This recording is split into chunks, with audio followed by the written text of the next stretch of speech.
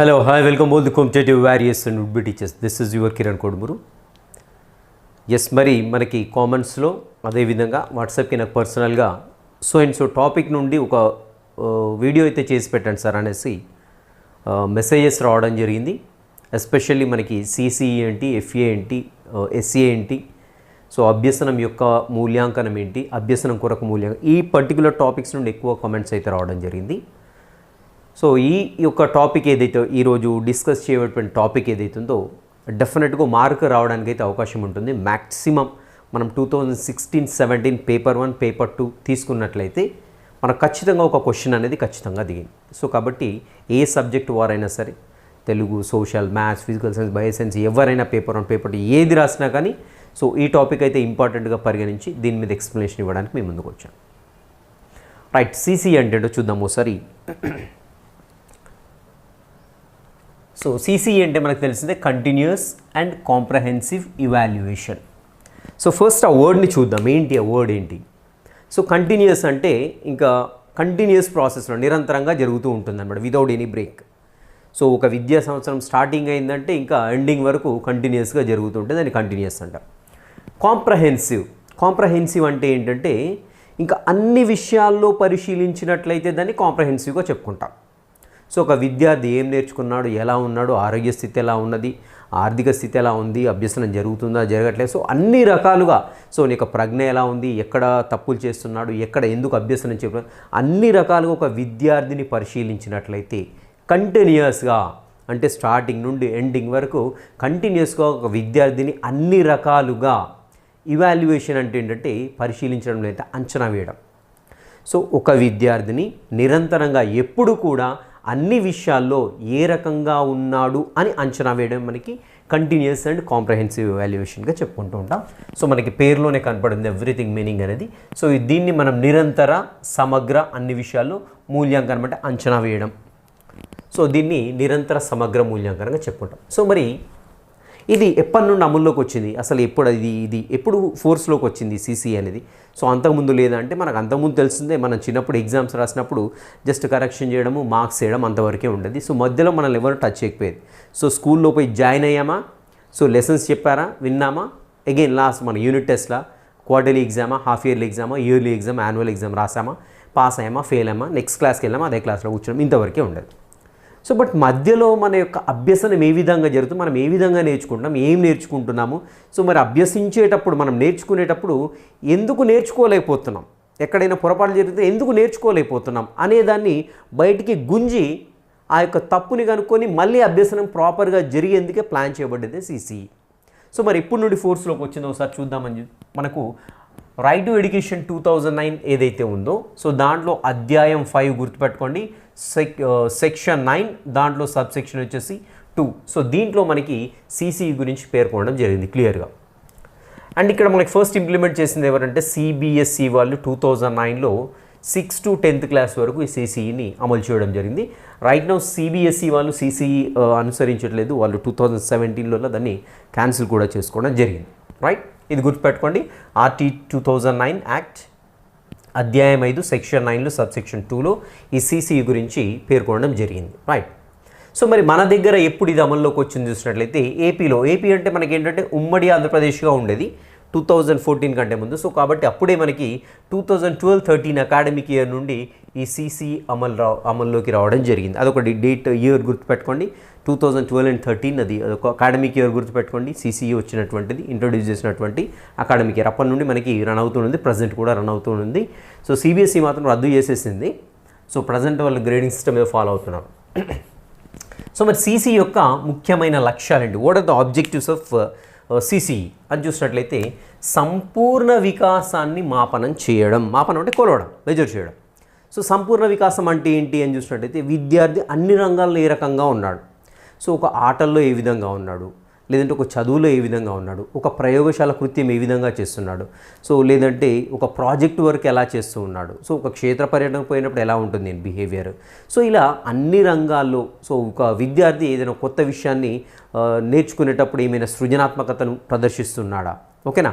So అందరూ చేసిన దానికైనా డిఫరెంట్గా చేస్తున్నారు. సో ఇలా అన్ని రకాలుగా విద్యార్థి ఒకటని కాదు, సో ప్రవర్తనలో ఏమైనా తన యొక్క ప్రవర్తనలో ఏమైనా వేరే రకంగా ఏమైనా భిన్నమైన ప్రవర్తన ఏమైనా ఉందా, సో తన యొక్క ప్రజ్ఞ ఎలా ఉన్నది. సో ఇలా ఒక విషయం అని కాదు, విద్యార్థిని అన్ని విషయాల్లో మాపనం చేయడం, ఎలా ఉన్నాడని కొలవాలి అంతే. ఇంకా సో ఉదాహరణకు విద్యార్థి డ్రాయింగ్ సరిగా వేయట్లేడు, సో ఎలా మాపనం చేస్తాం, ఎలా కొలుస్తామంటే ఒక చిన్న డ్రాయింగ్ ఇచ్చేసి దీన్ని డ్రా చేయమని చెప్తాం. ఒక తెలంగాణ పటం ఇస్తాము, లేదంటే ఒక ట్రయాంగిల్ గీయమని చెప్తాము, లేదంటే ఒక బంబు క్యాలరీమీటర్ గీయమంటాము, లేదంటే మొక్క దాని భాగాలు గీయమంటాం. సో ఇలా ఏదన్నా ఒకటి మనం ఇచ్చినప్పుడు తను అక్కడ అసలు ఎలా చేస్తున్నాడు, సో ప్రాపర్గా చేస్తున్నాడు లేదా, ఎందుకు చేయట్లేడు, మాపనం చేయాలి మనం. సో కొలవాలి, సో ఎక్కడ ఫాల్ట్ ఉంది, సరిగ్గా ఎందుకు చేయట్లేడు, సో పెన్సిల్ పట్టుకోవడంలో ప్రాబ్లం ఉందా, పెన్సిల్ అసలు ఇంట్రెస్టే లేదా విద్యార్థికి, సో ఆ సబ్జెక్ట్ అంటే ఎవర్షన్ ఉందా, ఏంటి అనేది కంప్లీట్గా మనం ఏంటంటే అలా మాపనం చేస్తుంటాం అనమాట. సో సిసిఈలో ముఖ్యమైనటువంటి లక్ష్యం వచ్చేసి విద్యార్థి యొక్క సమగ్ర వికాసాన్ని కొలవడం, మాపనం చేయడం. నెక్స్ట్ విద్యార్థికి నిరంతరం కూడా ఫీడ్బ్యాక్ ఇవ్వడం జరుగుతుంటుంది తన యొక్క ప్రగతి గురించి. సో ఫీడ్బ్యాక్ ఇస్తూ ఉంటాం. సో ఇంతకుముందు చెప్పిన ఎగ్జాంపుల్ ఒక డ్రాయింగ్ గీయమని చెప్పాం, సరిగ్గా గీయట్లేడు, సో ఫీడ్బ్యాక్ ఇవ్వాలి మనం. సో ఎక్కడ ఫాల్ట్ చేస్తున్నా, అరే నువ్వు లేదంటే ఆ వృత్తలేఖని సరిగ్గా పట్టుకోవట్లేదు, లేదంటే స్కేల్ని ప్రాపర్గా పట్టుకోవట్లేదు, సో నీకు ప్రాపర్గా గీయటం రావట్లేదు, లేకుంటే ప్రపోర్షనేట్గా గీయటం రావట్లేదు. ఫర్ ఎగ్జాంపుల్ ఒక మనిషి బొమ్మ గీయమని ఇచ్చాం, సో తల ఇంత పెద్ద గీసి మొండెం మీద, సో నీకు ఇక్కడ ప్రాబ్లం జరుగుతుంది అనేసి ఎప్పటికప్పుడు విద్యార్థికి ఏంటంటే ఫీడ్బ్యాక్ ఇవ్వడం, సంపూర్ణ వికాసాన్ని మాపనం చేయడము, విద్యార్థికి తన యొక్క ప్రగతి గురించి, ప్రోగ్రెస్ ఎలా ఉందనే దాని నుంచి ఫీడ్బ్యాక్ ఇవ్వడం అనమాట. ఓకేనా. నెక్స్ట్ విద్యార్థికి ఇక్కడ ఏంటంటే స్వేచ్ఛ భావ వ్యక్తీకరణ శక్తిని పెంచడం. విద్యార్థిలో స్వేచ్ఛ భావ వ్యక్తీకరణ శక్తి అంటే ఏంటంటే విద్యార్థి ఇంతకుముందు చూసినట్లయితే కంప్లీట్గా ఎడ్యుకేషన్ మొత్తం కూడా టీచర్ సెంటర్డ్గా ఉండేది. సో ఉపాధ్యాయుడు క్లాస్లోకి వచ్చారంటే అందరు కామ్ కూర్చోవాలి, ఇంకా no questioning from the students. So ఏ చెప్తే అది వినాలి, బయాడ్జీ అంటే చేయాలి, లేకుంటే దెబ్బలు పడితే ఖచ్చితంగా చెప్పాల్సిందే. సో అక్కడ ఏమవుతుందంటే విద్యార్థికి ఒక స్వేచ్ఛ వాతావరణం ఉండదు, సో ఫ్రీడమ్ ఉన్నది క్లాస్ రూమ్లో. సో ఉపాధ్యాయుడు చెప్పిండా నేర్చుకోవాలి, దెబ్బలు పడతాయి, ఇదే కాన్సెప్ట్ అంతే ఇంకా. సో కాబట్టి ఇక్కడ సిసి యొక్క లక్ష్యం ఏంటంటే సో విద్యార్థి స్వేచ్ఛగా తన యొక్క భావనలు వ్యక్తీకరించవచ్చు. సో అది మాటల రూపంలోనా, చేతల రూపంలోనా, లేకుంటే ఒక డ్రాయింగ్ వేయడమా, ఏదో ఒకటి, సో ఒక ప్రాజెక్ట్ రూపంలోనా. సో ఇలా మనకి ఏంటంటే విద్యార్థికి మనకు అనేక అవకాశాలు కల్పిస్తున్నాం కాబట్టి మనకి విద్యార్థి తన యొక్క భావనలు స్వేచ్ఛగా వ్యక్తీకరించేటువంటి శక్తి అనేది పెంపొందుతూ ఉంటుంది. నెక్స్ట్ ఎస్పెషల్లీ పరీక్షలు అంటే భయం పోగొట్టడం.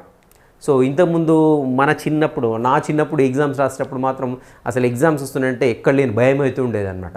సో ఇక్కడ చూసినట్లయితే సిసిఈ మోడల్ ఏంటంటే విద్యార్థికి అసలు పరీక్షలు అంటే భయం ఏమి ఉండదు, ఎందుకంటే నిరంతరం కూడా జరుగుతూ ఉంటుంది మూల్యాంకనం గురించి, రైట్. సో ఎక్కడో ఒకడ చిన్నయో పెద్దయో ఏవో ఒక టెస్టులు ఫేస్ చేస్తూనే ఉంటాడు కాబట్టి ఫైనల్ ఎగ్జామ్స్కి వచ్చేసరికి ఏంటి అసలు భయం అనేది ఉండదు. ఓకేనా. నెక్స్ట్ విద్యార్థి యొక్క నైపుణ్యాలను పెంపొందించడం, ఆ నైపుణ్యాలను మూల్యాంకనం చేయడం. గుర్తుపెట్టుకోండి. సో మన నైపుణ్యాలు ఏ రంగంలో చూసినట్లయితే మనకు తెలిసిందే జ్ఞానాత్మక రంగం ఉంటుంది, చలనాత్మక రంగం ఉంటుంది, నెక్స్ట్ భావావేశ రంగం. ఈ 3 రంగాల్లో విద్యార్థి యొక్క నైపుణ్యాలు ఏ విధంగా ఉన్నాయి వాటిని పెంపొందించాలి అనే ఉద్దేశంతో మనకి సిసిని ఇంట్రొడ్యూస్ చేయడం జరిగింది. సో ఈ రంగాలు ఏంటి అనేది మీకు ఆల్రెడీ తెలిసే ఉంటుంది. ఆ రంగాల్ని డెవలప్ చేయాలి. ఉదాహరణకు చలనాత్మక రంగం తీసుకుందాం. ఉదాహరణకు మన చిన్నప్పుడు అయితేనేమో ఎగ్జామ్స్ రాయడం వల్ల ఈ యొక్క చలనాత్మక సైకోమోటర్ స్కిల్స్ ఏ విధంగానే మనకు తెలియకపోయేది. సో ఉదాహరణకు విద్యార్థికి ప్రయోగశాలకు తీసుకెళ్ళాం, ఈ ప్రయోగం చేయిస్తున్నాం. లేదంటే ఒక విద్యార్థికి ఒక నాగార్జున సాగర్ డ్యామ్ యొక్క క్లే మోల్డ్ చేయమని చెప్పాం, సో అలా చేస్తున్నాడు. లేదంటే ఇంకొక విద్యార్థికి ఏదైనా సంథింగ్ ఒకటి ఇచ్చేసి దీని హైట్ ఎంత ఉంది, గోనియోమీటర్ వచ్చేసి దీని యొక్క హైట్, దీని యొక్క యాంగిల్ ఎంత ఉంది కొలమని చెప్తాం.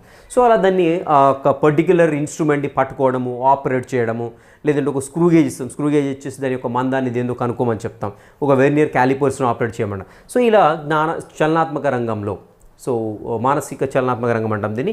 సో ఇలా మనకేమవుతుందంటే ఆ యొక్క పర్టికులర్ రంగంలో ఏంటంటే డెవలప్ చేయడం కోసం, మన నైపుణ్యాలు అభివృద్ధి చేయడం కోసం ఎస్పెషల్లీ మనకి సిసిఈ యొక్క లక్ష్యంగా భావిస్తున్నాం. సేమ్ అదేవిధంగా ఆ నైపుణ్యాలు ఎంతవరకు డెవలప్ అయ్యాయి అనేది మన మూల్యాంకనం కూడా చేస్తున్నాం.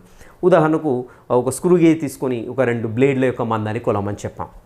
సో కొలిచేటప్పుడు తన యొక్క నైపుణ్యాలను మనం అంచనా వేయచ్చు. ఎక్కడైనా తప్పు చేస్తుంటే ఇలా కాదు, ఇలా పట్టుకోవాలి, ఇలా తిప్పాలి, క్లాక్ వైజా, యాంటీ క్లాక్ వైజా, ఎన్ని తీసుకోవాలి, ఎలా చేయాలి, యావరేజ్ ఎలా చేయాలి, మొత్తం కూడా చెప్పేస్తున్నాం. So at the same time మూల్యాంకనం కూడా చేస్తుంటాం. సో ప్రాపర్గా చేశాడా లేదా అనేసి ఇంకొకటి ఏదో 1 రూపీ కాయిన్ ఇంకా అంతకంటే పలిచోడు ఏదో ఒకటి ఇచ్చేసి మెజర్ చేయమన్నప్పుడు ఏమవుతుంది, అక్కడ మనకి ఆ పర్టికులర్ రంగంలో అయ్యిందా లేదా, నైపుణ్యం డెవలప్ అయిందా లేదా, లేదంటే దాన్ని ఒక మూల్యాంకనం చేయడం ద్వారా ఆ నైపుణ్యం డెవలప్ అయిందా లేదా తెలుస్తుంది. సో సిసి యొక్క ఉద్దేశం ఏంటంటే ఈ 3 రంగాలు ఏవైతేనో వీటిలో నైపుణ్యాలు అభివృద్ధి చేయడం, అదేవిధంగా మూల్యాంకనంతో ఈ నైపుణ్యాలను కూడా చెక్ చేయడం జరుగుతుంది. నెక్స్ట్ వచ్చేసి స్వీయ అనుభవాల ద్వారా జ్ఞాన నిర్మాణం. నైస్. ఇది సీసీలో మెయిన్ థింగ్ వచ్చేసి స్వీయ అనుభవాలు. సో మనకైతే మాత్రం చిన్నప్పుడు ఎలాంటి స్వీయ అనుభవాలు లేవు, టీచర్ చెప్పింది నేర్చుకున్నామా చూయించామా, దట్స్ ఇట్. సో ఇక్కడ స్వీయ అనుభవాలు అంటే చూడండి, మనకి సీసీ వచ్చిన తర్వాత ప్రాజెక్ట్స్ డెవలప్ చేయడం, పిల్లలకు ప్రాజెక్ట్స్ ఇస్తూ ఉంటారు, అదేవిధంగా కొన్ని ఎక్స్పెరిమెంట్స్ ఇస్తూ ఉంటారు, లేదంటే సమకాలీన అంశాలు సోషల్ తీసుకున్నాం అనుకోండి, సమకాలీన అంశాల గురించి కలెక్ట్ చేసుకోవడం ఉంటుంది, లేదంటే ఏదైనా ఒక లాంగ్వేజ్ తీసుకున్నప్పుడు పర్టికులర్ కవి గురించో లేకుంటే పుస్తకాల గురించి ఇన్ఫర్మేషన్, సో బుక్ రివ్యూ ఉంటుండొచ్చు. సో ఇలాంటివి రకరకాల ఏంటంటే చెప్పినప్పుడు అంటే విద్యార్థి తనే స్వీయంగా అవన్నీ కూడా స్వతహాగా నేర్చుకుంటూ ఉంటాడు. కాబట్టి స్వీయంగా పొందినటువంటి జ్ఞానం అనేది చాలా రోజులు ఉంటుంది. సో ఇక్కడ విద్యార్థి ఏమైనా తప్పు చేస్తున్నాడా లేదా అనేది ఎప్పుడు కూడా మనం గైడ్ చేస్తూ ఉండాలా, ఉపాధ్యాయుడు పరిశీలిస్తూ ఉండాలి. సో ఇలా కాదు ఇలా అనేసి గైడ్ చేస్తూ మాత్రమే ఉండాలి. కానీ ఒక విద్యార్థికి రానట్లే ఉపాధ్యాయుడు పోయి అరే నువ్వు పక్క నేను చేస్తాను మనం చేసినట్లయితే విద్యార్థికి ఎప్పటికి కూడా స్వీయ జ్ఞానాన్ని పొందలేడు. స్వీయ జ్ఞానం అంటే స్వతహాగా నేర్చుకోవడం. సో ఇక్కడ మనకి స్వీయ అనుభవాల ద్వారా జ్ఞానాన్ని పెంపొందించడం అనేది సిసిఈ లక్ష్యాల్లో భాగంగా ముఖ్యమైనటువంటి లక్ష్యంగా చెప్పుకుంటూ ఉంటాం. నెక్స్ట్ మూల్యాంకనాన్ని బోధనాభ్యసన ప్రక్రియలో భాగంగా చేస్తుంటాము. సో ఇది ఇంపార్టెంట్. సో మూల్యాంకనాన్ని జనరల్గా మనకు చూసినట్లయితే మన చిన్నప్పుడు చూసినట్లయితే ఎగ్జామ్స్ తర్వాత మూల్యాంకనం, రైట్. సో అంటే అభ్యసనం జరిగిందా లేదా పక్కా పెట్టేసాడు ఫస్ట్. సో నువ్వు రాయాలి ఎగ్జామ్ అంతే, నువ్వేం నేర్చుకున్నా నాకు సంబంధం లేదు, నువ్వు రాయాలంతే.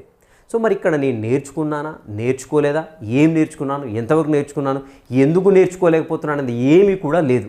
బట్ ఇక్కడ సిసియులో ఏమవుతుందంటే మూల్యాంకనాన్ని బోధనాభ్యసన ప్రక్రియలో భాగంగా చేస్తున్నాం. సో ఒక టీచర్ లెసన్ చెప్తున్నాడు, మనం నేర్చుకుంటున్నాము. సో ఒక టీచర్ క్వశ్చన్ అడిగా నేను చెప్పలేకపోయా. సో వెంటనే అక్కడ ఆగిపోతుంది, ఇక్కడ ఆ స్టేజ్ అనేది అక్కడ ఆగిపోతుంది. ఎందుకు ఆగిపోతుంది అంటే మరి విద్యార్థి నాకు ఎందుకు రిప్లై ఇస్తలేడు, నీకు క్వశ్చన్ అడిగానే విద్యార్థి ఎందుకు చెప్పట్లేడు, నాకు ఎక్కడ ఫాల్ట్ ఉంది, నేను చెప్పింది వినట్లేడా, వానికి ఇంట్రెస్ట్ లేదా, నేను చెప్పిన లాంగ్వేజ్ చాలా హైఫైగా ఉందా, సో అసలు ఈ సబ్జెక్ట్ సంబంధించిన విద్యార్థి దగ్గర పూర్వజ్ఞానం ఉందా లేదా, సో అది తెలుసుకోకుండా నేను చెప్పేస్తున్నానా, సో విద్యార్థికి ప్రజ్ఞ లెవెల్ ఏ విధంగా ఉంది, శారీరకంగా సిద్ధంగా ఉన్నాడా, మానసికంగా సంసిద్ధమైనాడు. సో ఇవన్నీ కూడా క్వశ్చన్లు వస్తూ ఉంటాయి అప్పుడు. సో అక్కడ ఏమవుతుంది, అక్కడ అభ్యసనం అనేది అభ్యసనం జరిగే దానిలోనే భాగంగా బోధనాభ్యసన ప్రక్రియలో భాగంగానే మనము విద్యార్థిని అంచనా వేయడం జరుగుతుంది. ఎందుకు జరగట్లేదు అభ్యసనం, సో ఎక్కడ ఫాల్ట్ ఉందనేసి మూల్యాంకనం అనేది బోధనాభ్యసన ప్రక్రియలో భాగంగా ఉంది అన్నమాట, రైట్. నెక్స్ట్ ఎవ్రీథింగ్ కూడా స్టూడెంట్ సెంటర్డ్గా ఉంటుందన్నమాట. సో సాంప్రదాయ బోధనాభ్యసన ప్రక్రియలో అయితే సో కంప్లీట్గా టీచర్ సెంటర్డ్. సో టీచర్ ఏది చెప్తే అది వినాలి, రాయాలంతే. సో ఇక్కడ వచ్చేసి మనకి సిసిఈలో వచ్చేసి సో ఈ యొక్క టీచింగ్ లెర్నింగ్ ప్రాసెస్ని మొత్తం కూడా స్టూడెంట్ సెంటర్డ్గా చేస్తున్నారనమాట. సో ఉదాహరణకు ఒక ప్రాజెక్ట్ వరకే ఇచ్చాం విద్యార్థికి. సో తనే ఒక గ్రూప్గా ఉండి ఒక 4-5 మంది కలిసి తలా ఒక చిన్న టాస్కులు చేసి అన్నీ కలిపేసి మళ్ళీ క్యుములేటివ్గా ఒక పెద్ద ప్రాజెక్ట్ వర్క్గా చేసి మనకు సబ్మిట్ చేయవలసి ఉంటుందన్నమాట. సో ఇక్కడ ఏమవుతుంది, కంప్లీట్గా విద్యార్థి పైనే మనకు ఫోకస్ చేస్తూ ఉంటాం. సో ఎంటైర్లీ ఇదేమవుతుందంటే స్టూడెంట్ సెంటర్డ్గా అవుతుందన్నమాట, రైట్. సో ఇవి వచ్చేసి కంప్లీట్గా సిసి యొక్క అతి ముఖ్యమైనటువంటి ఆబ్జెక్టివ్స్. ఎస్, మరి SCF 2011 స్టేట్ కరికులం ఫ్రేమ్వర్క్ 2011 యొక్క కాంప్రహెన్సివ్ ఇవాల్యుయేషన్ గురించి ఏం చెప్తుందని చూసినట్లయితే ఇక్కడ పిల్లల నైపుణ్యాలు సామర్థ్యాలను మాపనం చేసేదిగా ఈ యొక్క మూల్యాంకనం ఉండాలనేసి చెప్తా ఉన్నది. ఏంటి SCF 2011 గుర్తుపెట్టుకోండి, ఇయర్ కూడా గుర్తుపెట్టుకోండి ఇక్కడ. సో పిల్లల నైపుణ్యాలు సామర్థ్యాలు మనకు తెలిసిందే, నైపుణ్యాలు సామర్థ్యాలు చాలా ఉంటాయి. ఉదాహరణకు ఒక విద్యార్థికి ఒక క్లే మోడల్ చేస్తాడు, లేదంటే ఒక విద్యార్థి థర్మామీటర్ ఉపయోగించేసి రూమ్ టెంపరేచర్ కనుక్కున్నాడు, ఒక విద్యార్థి ఒక ప్రయోగం చేస్తున్నాడు, ఒక విద్యార్థి ఒక డ్రాయింగ్ చేస్తున్నాడు. ఇలాంటి నైపుణ్యాలు ఏవైతే ఉన్నాయో ఈ నైపుణ్యాలని మాపనం చేసేదిగా ఉండాలి సిసిఈ అనేది. సో మాపనం అంటే కొలవడం. సో ఒక విద్యార్థి ఏ మేరకు ఆ డ్రాయింగ్ వేస్తున్నాడు, సో ఎలా కొలుస్తామంటే మనకు అక్కడ హార్డ్ ఎవిడెన్స్ కనపడుతూ ఉంటుంది. సో ఒక విద్యార్థి థర్మామీటర్ ఉపయోగించేసి టెంపరేచర్ని కొలుస్తున్నాడు, ఎలా తెలుస్తుంది, ఎలా మాపనం చేస్తామంటే వానికి 2 ప్రాబ్లమ్స్ ఇస్తాం, అది చేయని చెప్తాం. సో దాంట్లో వచ్చేటువంటి మన పర్ఫార్మెన్స్ని బట్టేసి మనం మాపనం చేస్తాం. సో అలా విద్యార్థుల యొక్క నైపుణ్యాలు సామర్థ్యాలు మాపనం చేసేదిగా సిసిఈ ఉండాలనేసి ఎవరు చెప్తున్నారంటే SCF 2011 చెప్తుంది. అదేవిధంగా సామర్థ్యాల ఆధారంగా విద్యా ప్రమాణాల సాధన ఉండాలి. సో విద్యా ప్రమాణాలు అనేవి మనకు ఒక్కొక్క సబ్జెక్ట్స్కి ఒక్కొక్క అకాడమిక్ స్టాండర్డ్స్ అంటాము, ఒక్కొక్క సబ్జెక్టు ఒక్కొక్క రకంగా ఉంటాయి. సో కొన్ని కామన్గా కూడా ఉంటాయి. సో మరి విద్యా ప్రమాణాలు వేటి ఆధారంగా ఉండాలంటే విద్యార్థి యొక్క సామర్థ్యాల ఆధారంగా ఈ యొక్క విద్యా ప్రమాణాలనే ఉండాలి. సో ఉదాహరణకు ఒక చేతులు సరిగ్గా లేవు ఒక పిల్లవాడికి, సో వాని నోట్స్ని మనం తీసుకొని దాన్ని ఒక విద్యా ప్రమాణంగా తీసుకున్నాం అనుకోండి, సో అది కరెక్ట్గా కాదు, సామర్థ్యాన్ని బేస్ చేసుకొని లేదు. సో ఇలా విద్యార్థులకి ఏంటంటే యాప్టిట్యూడ్స్ అనేవి డిఫరెంట్గా ఉంటాయి. సో వైయక్తిక భేదాలు అనేవి కామన్. సో అందరు విద్యార్థులు ఒకే రకంగా ఉండరు. ఒక్కొక్క విద్యార్థికి ఒక్కొక్క సామర్థ్యం ఉంటుంది. ఒక విద్యార్థికి ఉదాహరణకు ఒక ప్రయోగం చేసే సామర్థ్యం ఉంది. ఒక విద్యార్థికి బయటికి వెళ్ళేసి ఇన్ఫర్మేషన్ కలెక్ట్ చేసేటువంటి సామర్థ్యం ఉంది. సో ఆ విద్యార్థికి డ్రాయింగ్ వేయలేకపోవచ్చు. ఈ డ్రాయింగ్ చేసేటువంటి విద్యార్థి ఇంట్రోవర్ట్ ఉండొచ్చు, బయటికి వెళ్ళి వేరే వాళ్ళతో మాట్లాడి ఇన్ఫర్మేషన్ కలెక్ట్ చేసే సామర్థ్యం ఉండకపోవచ్చు. సో కాబట్టి సామర్థ్యాన్ని బేస్ చేసుకునే ఆ విద్యార్థికి అభ్యసనం జరిగిందా లేదా చూడాలి. ఉదాహరణకు రకరకాల సూక్ష్మజీవులు ఉన్నాయి, సూక్ష్మజీవులో వచ్చే వ్యాధులు ఉన్నాయి. సో ఒక విద్యార్థికి ఏం చెప్తామంటే వాని యొక్క సామర్థ్యం ఏంటి, బయటికి వెళ్ళి అనర్గళంగా మాట్లాడగలుగుతాడు, ఎవరినో నేను ఇన్ఫర్మేషన్ తీసుకోగలుగుతాడు. సో అప్పుడు ఆ విద్యార్థికి ఏం చెప్తాం, అరే నువ్వు దగ్గర హాస్పిటల్కి వెళ్ళి అక్కడ ఏం సూక్ష్మజీవులు ఉంటాయి, ఏమేమి రకాల వ్యాధులు వస్తుంటాయి, వాటికి ఏమైనా వ్యాక్సిన్స్ ఉన్నాయి, ఒక లిస్ట్ తయారు చేసుకున్నాను అంటే వానికి ఏంటి సమాచారణ సేకరణ నైపుణ్యాన్ని డెవలప్ చేస్తున్నాం మనం వానికి. ఓకేనా. సో ఈ విద్యార్థికి ఉదాహరణకు ఒక విద్యార్థికి ఏంటంటే డ్రాయింగ్ వేస్తే అయిపోయినాం. సో వీనికి ఏం చెప్తామంటే అరే ఒక రకరకాల సూక్ష్మజీవులు ఉన్నాయి కదా, వీటి యొక్క ఆకారాలు ఎలా ఉంటాయి, అవి ఎన్ని రకాలు ఉంటాయి, ఒకసారి మంచి డ్రాయింగ్ ఇయ్యి, సో దీనికి సంబంధించిన ఇంజెక్షన్స్ ఏమంటే అవి కూడా మంచిగా డ్రా చెయ్యి అనేసి మనం చెప్పామనుకోండి, వీటి డ్రాయింగ్లో స్కిల్. అంటే ఓవరాల్గా మనం ఏంటి ఆ కాన్సెప్ట్ని డెవలప్ చేయాలి. ఏం కాన్సెప్ట్, సూక్ష్మజీవుల వల్ల ఈ వ్యాధులు వస్తాయనే కాన్సెప్ట్ డెవలప్ చేయాలి. అంటే వీని సామర్థ్యాన్ని బేస్ చేసుకొని మనం ఏమి ఇస్తున్నాం, వానికి అది అసైన్ చేస్తున్నాం అన్నట్టు వర్క్. సో ఆ విధంగా విద్యార్థుల ఆధారంగా సామర్థ్యాల ఆధారంగా మనము విద్యా ప్రమాణాలు సాధించే దిశగా అభ్యసనం ఉండాలనేసి SCF చెప్తూ ఉంది. రైట్. ఇక్కడ CCE ప్రకారం ఏంటంటే 2 రకాల మూల్యాంకనాలు ఉంటాయి. Evaluations 2 types according to the CCE. So అవి ఏంటి అని చూసినట్లయితే ఒకటి వచ్చేసి ఫార్మాటివ్ అసెస్మెంట్ అంటాము, రెండోది వచ్చేసేమో సమ్మేటివ్ అసెస్మెంట్ అంటాం. గుర్తుపెట్టుకోండి. సో జనరల్గా దీన్ని వచ్చేసి మనము నిర్మాణాత్మక మూల్యాంకనంగా చెప్పుకుంటాము, లేదంటే దీన్ని రూపణ మూల్యాంకనంగా చెప్పుకుంటాము. గుర్తుపెట్టుకోవాలి. FA అనేదానికి ఎన్ని పేర్లు ఉన్నాయి చూడండి. ఫార్మాటివ్ అసెస్మెంట్కి నిర్మాణాత్మక మూల్యాంకనం అంటాము, రూపణ మూల్యాంకనం అంటాము, నెక్స్ట్ అభ్యసనం కొరకు మూల్యాంకనంగా చెప్పుకుంటుంటాం. దీనికి 3 ఉన్నాయి, గుర్తుపెట్టుకోవాలి, వెరీ ఇంపార్టెంట్. అభ్యసనం కొరకు జరిగే మూల్యాంకనము, రూపణ మూల్యాంకనము, నెక్స్ట్ నిర్మాణాత్మక మూల్యాంకనం, లేదంటే ఫార్మాటివ్ అసెస్మెంట్, ఏదన్నా కానీ ఇదే గుర్తుపెట్టుకోండి. సో జనరల్గా ఒక అకాడమిక్ ఇయర్లో చూసినట్లయితే 4 ఫార్మాటివ్ అసెస్మెంట్స్ కండక్ట్ చేయవలసి ఉంటుంది. 4 సార్లు నిర్మాణాత్మక మూల్యాంకనం అనేది చేయవలసి ఉంటుంది. సో అకార్డింగ్ టు సిచ్యువేషన్, ఇప్పుడు లాస్ట్ అకాడమిక్ ఇయర్ చూసినట్లయితే కొన్ని రోజులు స్కూల్స్ సరిగ్గా నడవలేదు కాబట్టి 2 మాత్రమే కండక్ట్ చేయడం. సో అలా మనకి ఏంటంటే జనరల్గా సాధారణంగా 4 FAలు అయితే కండక్ట్ చేయవలసి ఉంటుంది. సో మరి నిర్మాణాత్మక మూల్యాంకనం దేని గురించి చెప్తుంది అని చూసినట్లయితే నేర్చుకోవడాన్ని నేర్పించడం. సో నేర్చుకోవడాన్ని నేర్పించడం అంటే ఏంటి, సో నేర్చుకోవడం ఎలా, సో ఒక విద్యార్థి ఒక విషయాన్ని నేర్చుకోవడం ఎలా అనేదాన్ని నేర్పిస్తూ ఉంటాం మనం. సో ఉదాహరణకు ఒక విద్యార్థి ఏం నేర్చుకోవాలనుకుంటున్నాడంటే ఒక డ్రాయింగ్ వేయాలి. సో ఏదైనా ఒక మొక్క యొక్క భాగాలు దాంట్లో ఉండే భాగాలు లేదంటే ఒక పుష్పం యొక్క డ్రాయింగ్ గీయాలి. సో వాడు నేర్చుకుంటున్నాడా లేదా అది మనం నేర్పించాలి. సో నేర్చుకుంటున్నాడా లేదా అని ఎలా తెలుస్తుంది, డ్రాయింగ్ గీసేటప్పుడు మనం అబ్జర్వ్ చేస్తున్నాం. డ్రాయింగ్ అయిపోయిన తర్వాత కాదు, డ్రాయింగ్ గీసేటప్పుడు అబ్జర్వ్ చేయాలి. సరిగ్గా పట్టుకుంటున్నాడా లేదా, ప్రపోర్షనేట్గా గీస్తున్నాడా లేదా, ఆకర్షణ పత్రాలు ఇంత పెద్దగా గీసేసి అండాశయం ఇంత చిన్నగా గీస్తాడని కూడా అలా ప్రపోర్షనేట్ అనేది మిస్ అయిపోతూ ఉంటుంది. సో క్లియర్గా ఉందా, సో ఊరికే రబ్ చేస్తూ ఉన్నాడా, అసలు కాన్సెప్ట్ని అర్థం చేసుకుంటూ డ్రా చేస్తున్నాడా, సో ఇవన్నీ కూడా మనం అబ్జర్వ్ చేస్తూ ఉండాలి. సో అలా ఏమవుతుందంటే మనము తను ఏం నేర్చుకుంటున్నాడు అనే దాన్ని అబ్జర్వ్ చేసి నేర్పిస్తూ ఉంటాం అనమాట. సరే పెన్సిల్ ఇలా కాదు ఇలా పట్టుకోవాలి, సో ఇలా కాదు ఇలా వేయాలి, సో నీట్గా వేయాలి, ఇవన్నీ కూడా నేర్పిస్తాం. అంటే మనం ఏం చేస్తున్నాం, వాడు నేర్చుకునే ప్రాసెస్ దాన్ని మనం నేర్పిస్తున్నాం. దేని ద్వారా నేర్పుతున్నామంటే ఫార్మాటివ్ అసెస్మెంట్ ద్వారా నేర్పుతున్నాం. అందుకనే దీన్ని ఏమంటున్నామంటే అభ్యసనం కొరకు మూల్యాంకనం అంటున్నాం. సో ఇదేమవుతుందంటే బోధనాభ్యసన ప్రక్రియ జరిగే క్రమంలో జరుగుతూ ఉంటుంది. Formative assess very very important. బోధనాభ్యసన ప్రక్రియ జరిగే క్రమంలో, బోధనాభ్యసన ప్రక్రియ అంటే ఏంటి, మనం క్లాస్ రూమ్లో కావచ్చు, బయట కావచ్చు, ఒక క్షేత్రంలో కావచ్చు, లేదంటే ఇంటి దగ్గరైనా కావచ్చు, ఒక ప్రయోగశాలలో కావచ్చు, లేదంటే ఒక ఫీల్డ్ ట్రిప్లో కావచ్చు, ఎక్కడైనా సరే బోధనాభ్యసన జరిగే ప్రక్రియలో, సో అంటే మన టీచింగ్ లెర్నింగ్ ప్రాసెస్ ఎక్కడైనా కావచ్చు. సో ఇక్కడ అభ్యసనం కొరకు జరిగేటువంటి మూల్యాంకనం ఇది very important. So for the assessment, ఇది for the assessment, not the ఒడిసే అభ్యసనం కోసం, అభ్యసనం తర్వాత జరిగేది కాదు, ఇది అభ్యసనం కొరకు జరుగుతూ ఉంటుంది. ఇది గుర్తుపెట్టుకోవాలి, ఇది వెరీ ఇంపార్టెంట్. ఇక్కడ అభ్యసనం కొరకు జరిగేటువంటి మూల్యాంకనం FA. సో అభ్యసనం కొరకు అంటే ఏంటి, అభ్యసనం జరుగుతుందా లేదా, విద్యార్థి ఏం నేర్చుకుంటున్నాడు అనేది చెక్ చేయడమే ఇక్కడ మనకు FA యొక్క మెయిన్ కీ పాయింట్ అనమాట. ఇక్కడ గుర్తుపెట్టుకోండి. సో ఇది వచ్చేసి మనకి ఏంటంటే 4 టైమ్స్ చెప్పాను ఆల్రెడీ. నెక్స్ట్ వచ్చేసి విద్యార్థుల ప్రతిస్పందనలో పరిశీలిస్తూ చేసే మూల్యాంకనం విద్యార్థి యొక్క ప్రతిభ. ఇంతకుముందు చెప్పాను ఒక డ్రాయింగ్ గురించి ఎగ్జాంపుల్ చెప్పాను. సో వాళ్ళు ఏ విధంగా రెస్పాండ్ అవుతున్నాడు అనే దాన్ని బట్టేసి మనం మూల్యాంకనం చేయవలసి ఉంటుంది. సో ఇక్కడ మనకి ఎఫ్ఏకి ఎగ్జామ్ ఫార్మాటివ్ అసెస్మెంట్కి ఎగ్జాంపుల్స్ ఉన్నాయి. ఓరల్ టెస్ట్ కావచ్చు, ఒక స్లిప్ టెస్ట్ కావచ్చు, విద్యార్థి రాసే డైరీలు కావచ్చు, నోట్ పుస్తకాలు కావచ్చు, ఒక ప్రయోగం చేయొచ్చు, లేదంటే సమకాలీన అంశాలు కావచ్చు, లేకుంటే ఒక బుక్ రివ్యూ కావచ్చు. సో ఇలా ఏదైనా కావచ్చు, ఇవన్నీ కూడా ఏమవుతుందంటే మనకి FA1లో భాగంగా ఉంటాయి, ఫార్మాటివ్ అసెస్మెంట్లో భాగంగా ఉంటాయి. నెక్స్ట్ ఇక్కడ ఎస్పెషల్లీ అభ్యసనం ఎలా జరుగుతుంది అనేది చూడవలసి ఉంటుంది. అభ్యసనం కోసం చేస్తున్నాం మనం ఇక్కడ, రైట్? సో అభ్యసనం కోసం చేస్తున్నాం కాబట్టి అసలు అభ్యసనం ఎలా జరుగుతుందని మనం అబ్జర్వ్ చేయవలసి ఉంటుంది అనమాట. సో అభ్యసనం ఎలా జరుగుతున్న అంశాన్ని ఖచ్చితంగా పరిశీలించవలసి ఉంటుంది. సో ఇది వచ్చేసి మనకి అభ్యసన ప్రక్రియలో భాగంగా ఉంటుంది. ఈ యొక్క మూల్యాంకనం ఏదైతే ఉందో నిర్మాణాత్మక మూల్యాంకనం అనేది అభ్యసన ప్రక్రియలో భాగంగా ఉంటుందని చెప్పాం, రైట్? సో ఉదాహరణకు ఒక బుక్ రివ్యూ గురించి విద్యార్థి చేయాలి, బుక్ రివ్యూ గురించి రాయవలసి ఉంటుంది. సో మన విద్యార్థిని బుక్ రివ్యూ చేయమనే స్టూడెంట్స్ బుక్ రివ్యూ లేదంటే నీ ఇష్టం వచ్చిన బుక్ రివ్యూ రాయమంటాం. సో ఆ విద్యార్థి వెళ్తున్నాడా, కరెక్ట్గా అప్రోచ్ అవుతున్నాడా, లైబ్రరీకి వెళ్తున్నాడా, సరైన బుక్ని తీసుకుంటున్నాడా, బుక్ రివ్యూ రాయడానికి ఎలాంటి అంశాలని పరిశీలిస్తున్నాడు బుక్లో అనేటువంటి ఇది మొత్తం కూడా అభ్యసన ప్రక్రియలో భాగంగా ఉంటుంది. సో మనం అంతా కూడా అబ్జర్వ్ చేస్తూ ఉండాలి. ఎక్కడైనా పొరపాటు చేస్తే మనం ఏంటి గైడ్ చేస్తూ ఉండాలి. సో అభ్యసనం ప్రాపర్గా జరగడం కోసం మనం ఇది ఒక ఫార్మాటివ్ అసెస్మెంట్ అనేది చేస్తూ ఉన్నాం మనం, రైట్? సో మనకి ఇంకా ఈ ఫార్మాటివ్ అసెస్మెంట్ వల్ల ఏమవుతుందని చూసినట్టయితే అభ్యసనం జరగకపోవడానికి కారణాలు తెలుసుకోవచ్చు.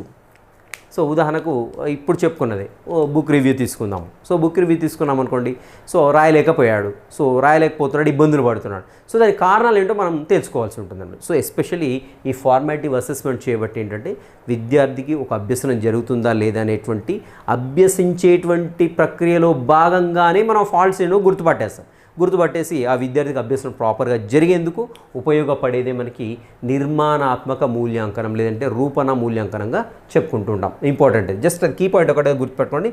సో దీంట్లో ఎలా అడిగినా మనకు ఆన్సర్ చేయడానికి ఛాన్స్ ఉంటుంది అన్నమాట, ఓకేనా? నెక్స్ట్ ఇక్కడ చూడండి, ఇదేమో అభ్యసనం కొరకు చేస్తుంటాము. నెక్స్ట్ సెకండ్ వన్ వచ్చేసి ఏంటంటే సంగ్రహణాత్మక మూల్యాంకనం లేదంటే సమ్మేటివ్ అసెస్మెంట్ అంటాం, లేదంటే సంకలన మూల్యాంకనంగా చెప్పుకుంటాం. ఇది వచ్చేసి అభ్యసనం యొక్క మూల్యాంకనం, వెరీ ఇంపార్టెంట్, అభ్యసనం యొక్క మూల్యాంకనం. సో అభ్యసనం జరిగిందని ఫిక్స్ అయిపోతున్నాను నేను ఇంకా.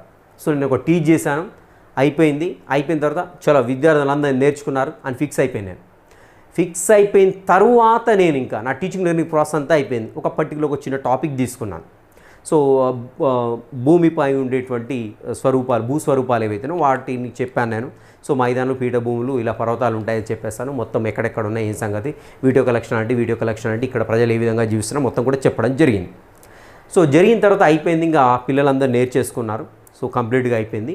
సో ఇప్పుడు నేను వాళ్ళు టెస్ట్ చేయాలి. సో అభ్యసన జరిగిందా లేదా అంటే ఇక్కడ బోధనాభ్యసన ప్రక్రియ మొత్తం అయిపోయిన తర్వాత అభ్యసనం జరిగిందా లేదా, అభ్యసనం యొక్క మూల్యాంకనం ఇది. అభ్యసనం జరిగిందని ఫిక్స్ అయిపోయినా కదా, సో అభ్యసనం ఇంకా ఎలా ఉంది అనేది చెక్ చేసుకోవాలండి. అభ్యసనం యొక్క మూల్యాంకనం అంటామని దీన్ని.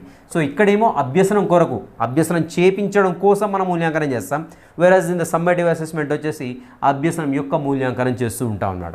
సో ఎప్పుడు చేస్తామని చూసినట్టయితే అభ్యసనం మొత్తం కూడా పూర్తి అయిపోయిన తర్వాత పిల్లలు ఎంత నేర్చుకున్నారు ఏం సంగతిని తెలుసుకోవడం కోసం మనకి ఏంటంటే సంగ్రహణాత్మక మూల్యం. ఇదేమో నిరంతరంగా జరుగుతుంది, ఇదేమో పీరియాడికల్గా జరుగుతుంది, గుర్తుపెట్టుకోండి.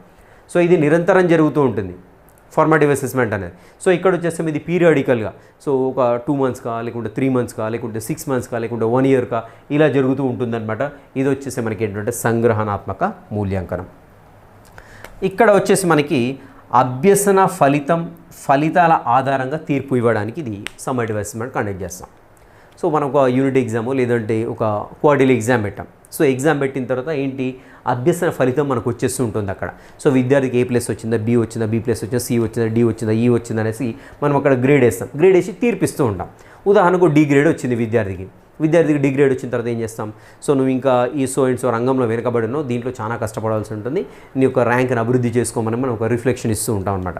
సో వాటిని బేస్ చేసుకొని, అంటే ఈ సమ్మేటివ్ అసెస్మెంట్ని బేస్ చేసుకొని ఏం చేస్తున్నాం, మనము ఒక తీర్పుని ఇస్తూ ఉంటాం. విద్యార్థి ఇలా ఉన్నాడు, అభ్యసనం ఇలా జరిగింది, నెక్స్ట్ ఏం చేయాలి విద్యార్థిని కంప్లీట్గా తీర్పు ఇవ్వడానికి మనకి ఏంటంటే ఈ యొక్క సంగ్రహణాత్మక మూల్యాంకనం అనేది ఉపయోగపడుతూ ఉంటుంది. సో దీనికి బెస్ట్ ఎగ్జాంపుల్స్ యూనిట్ ఎగ్జామ్స్ కావచ్చు, క్వార్టర్లీ ఎగ్జామ్స్ కావచ్చు, హాఫ్ ఇయర్లీ కావచ్చు, యాన్యువల్ ఎగ్జామ్స్కి ఇలాంటివన్నీ కూడా మనకి సమ్మేటివ్ అసెస్మెంట్ కండక్ట్ చేస్తుంటాం. గుర్తుపెట్టుకోండి, యూనిట్ ఎగ్జామ్ సంగ్రహణాత్మక మూల్యాంకనం, వేరే స్లిప్ టెస్ట్ వచ్చేసి మనకి నిర్మాణాత్మక మూల్యాంకనం. గుర్తుపెట్టుకోవాలి, ఎస్పెషల్లీ నిర్మాణాత్మక మూల్యాంకనం వచ్చేసి అభ్యసనం ప్రక్రియ జరిగేటప్పుడు అభ్యసనం ఎలా జరుగుతుంది తెలుసుకొని అభ్యసనం సరిగ్గా జరగడానికి చేసేటువంటి మూల్యాంకనం మనం ఫార్మాటివ్ అసెస్మెంట్. ఓకే, సో అందుకని అభ్యసనం కొరకు మూల్యాంకనం అంటారు. ఇక్కడ వచ్చేసి అభ్యసనం యొక్క మూల్యాంకనం, అభ్యసనం జరిగింది ఫిక్స్.